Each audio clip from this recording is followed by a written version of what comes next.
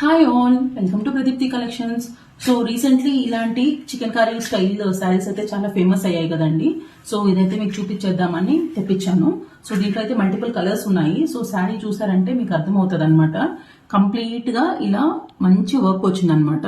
And on organza basis అనమాట. శారీ వచ్చి organza base ఉంది అండ్ ఇలా లేస్ వర్క్ అయితే వచ్చింది అనమాట. కంప్లీట్ గా ఇలా త్రూ అవుట్ ద శారీ.